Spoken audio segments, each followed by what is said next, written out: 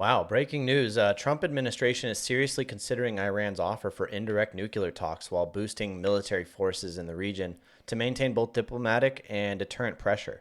Trump does not want a war with Iran, but has given the Middle East nation a vague 2 month deadline to strike a deal, says Axios. So the New Deal is still possible while others push for a preemptive strike on Iran's nuclear infrastructure, an approach that mirrors Trump's earlier maximum pressure campaign after withdrawing from the 2015 nuclear deal. Experts say Iran has now reached nuclear threshold status, which, do you know what nuclear threshold status is? I don't. I'm not too familiar. Let Maybe me. we can look that up.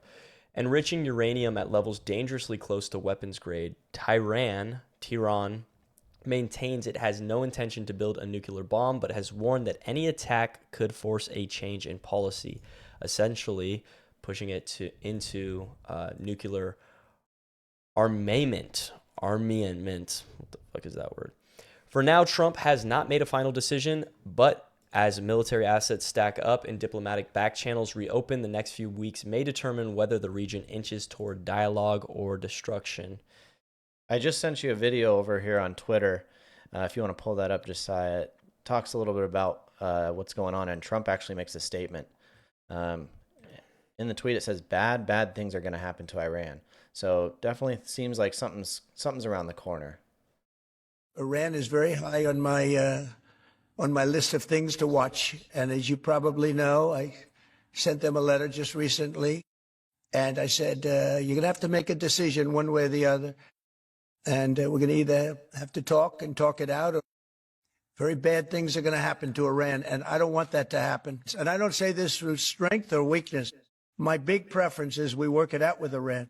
But if we don't work it out, bad things are going to happen to Iran.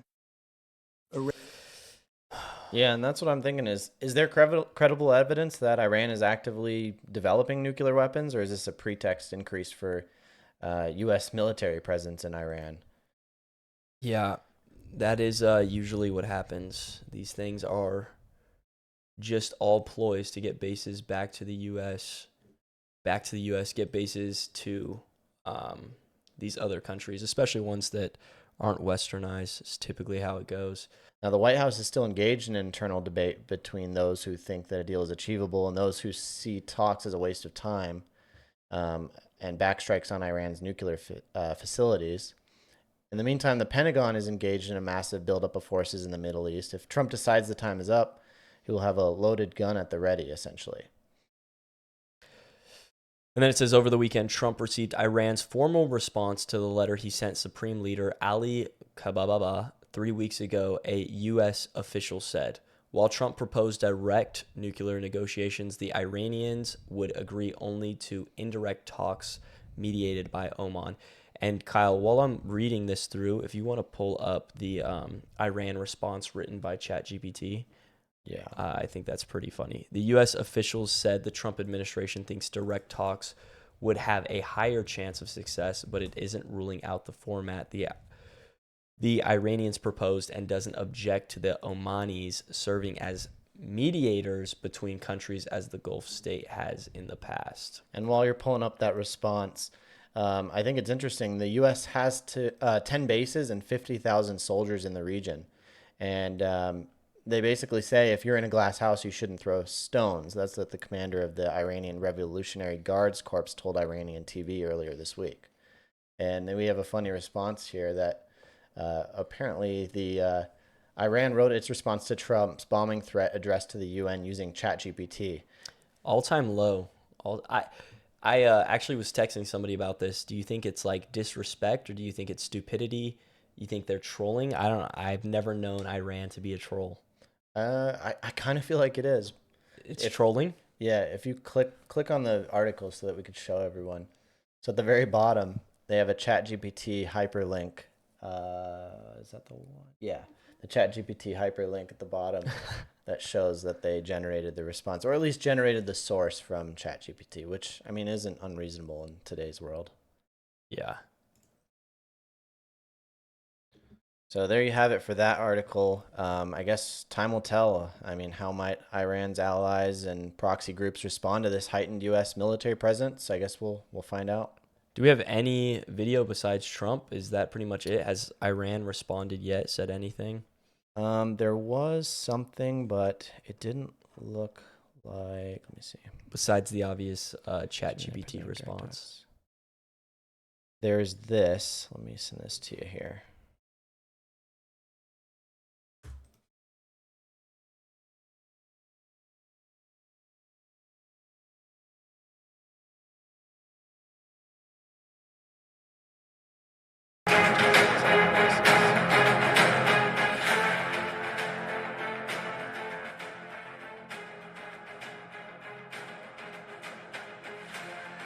Iran's supreme leader and president have rejected direct talks with U.S. over a nuclear program. Gulf nations on edge. Saudi, Qatar, Kuwait. They won't let U.S. use their base for potential attack on Iran, Saudi. So it seems like they have a pretty solid understanding of this. Now, what I think is interesting about the war that's happening with Iran right now is that the leaked chats that we saw in the signal chats, they were talking about the Houthis. For those of you who don't know, the Houthis are an extreme group similar to that of like Hamas. And what we're seeing is kind of a proxy. It's proxy warfare on Iran's part. The Houthis are an ideologically driven group, and so when the Houthis come in and they create these attacks, it's basically we can kind of just put the pieces together and say that it's Iran. But Iran has constantly claimed that it is not them, that they're not the ones behind this group. So when the Houthis go out and they do something crazy, the U.S. and its allies and the foreign nations are kind of left to who do we punish for the sins of the Houthis, and it always comes back to Iran. Now, if Iran isn't really behind it, and some experts say that Iran isn't behind it, then Iran is basically taking the beating for something that they didn't even do. So these groups and the funding and the governments behind it, it's a really strategic way to. It's just called proxy war. You're familiar with the term, right? Yeah. I mean, so point blank, that's pretty much what it is. You see this with Israel. For instance, when you look at the U.S., you don't see anything like that. You see maybe like biker gangs, but they don't really have funding from foreign nations. And then you see gangs in general, and they're just too stupid to have foreign funding. Cartels. But then you look at the cartels, exactly like the southern border, which is the biggest issue, and you look at who's behind training the cartels, and a lot of times it traces back to Mossad or the IDF, or Israel will give them their guns. And so they're literally, it's not like the cartel is Israel, right? But the cartel is funded and does have the military equipment of Israel. And what is the cartel doing? They're kidnapping our children. They're killing. They're selling drugs. They're poisoning us with fentanyl and stuff like that. I mean, people are smoking cigarettes and dying because it was laced in fentanyl. So, China has its hands in the border. Israel has its hands in the border. This is all a part of this proxy warfare. Yep, that's exactly right. I sent you the link to the text messages. I don't know if you want to pull that up at all. It just in case anyone missed it. Yeah, I mean, JD Vance, I just hate bailing Europe out again, and it's like, so annoying. Let's just make sure our messaging is tight here, and if there are things that we can do up front to minimize risk to Saudi oil facilities, we should do it. I fully share your loathing of European freeloading. It's pathetic.